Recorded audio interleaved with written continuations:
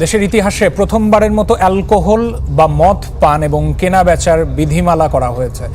সম্প্রতি জারি করা বিধিমালা অনুযায়ী মদ পানের অনুমতি পাবার সর্বনিম্ন বয়স 21 বছর, থাকতে হবে সরকার অনুমোদিত পারমিট। আর কোনো এলাকায় অন্তত 100 জনের পারমিটধারী থাকলে সেই এলাকায় মদ বিক্রির লাইসেন্স দেয়া হবে। বাংলাদেশে মদের বৈধতা গণতান্ত্রিক শাসন ব্যবস্থার অনিবার্য পরিণতি। সম্প্রতি প্রকাশ করা হয়েছে অ্যালকোহল নিয়ন্ত্রণ নীতিমালা 2022। এই প্রথমবারের মতো বাংলাদেশে অ্যালকোহল সংশ্লিষ্ট এত সুস্পষ্ট নীতিমালা প্রণয়ন করা হয়েছে।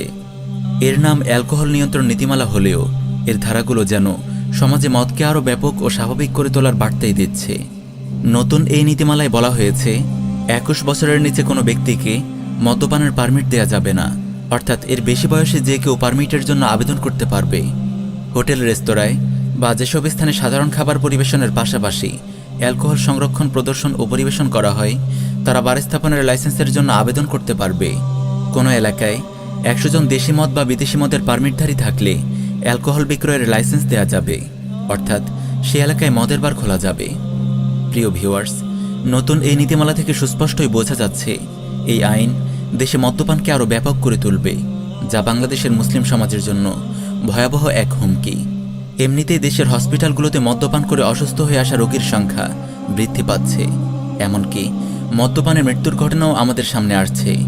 এই পরিস্থিতিতে নতুন আইন নিশ্চিতভাবে সমাজকে আরও উন্মাদনা ও অসভ্যতার দিকে ঠেলে দেবে। মহান আল্লাহ তাআলা সুস্পষ্টভাবে পবিত্র কোরআনে মদকে হারাম করেছেন। আল্লাহর হারাম করা কোনো বিষয়ের বৈধতা দেয়া কুফর। তাছাড়া মদের সাথে আছে যৌনতা, ধর্ষণ ও অশ্লীলতার গভীর সম্পর্ক।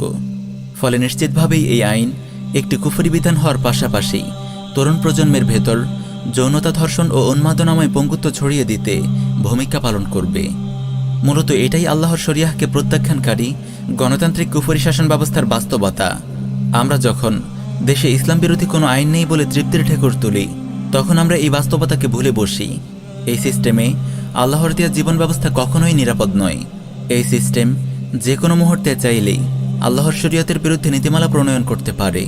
ফলে গণতান্ত্রিক আইনে আল্লাহর শরীয়তকে বাস্তবায়ন ও বহাল রাখার ধারণা অলীক কল্পনা ছাড়া কিছুই না। এই শাসন ব্যবস্থা মানুষকে একদিকে ইসলাম থেকে দূরে সরিয়ে দিচ্ছে, অন্যদিকে মানুষকে জুলুম, অশান্তি ও পরিবার ভাঙন, বেকারত্ব, দারিদ্রতা, শিক্ষাহীনতা সহ দুর্যোগপূর্ণ পরিস্থিতির দিকে নিয়ে যাচ্ছে। সামাজিক এই অধপতন থেকে মুক্তির জন্য ইসলামী শরিয়ার কোনো বিকল্প নেই। এই বাস্তবতা মুসলিমরা যত দ্রুত ও গভীরতার সাথে অনুধাবন করবে এবং সেই অনুযায়ী নিজেদেরকে প্রস্তুত করবে, ততই তাদের মঙ্গল হবে। নতুবা তারা কুফর ও শিরক এবং জুলুম ও অধপতনের অতল গহ্বরে হারিয়ে যাবে।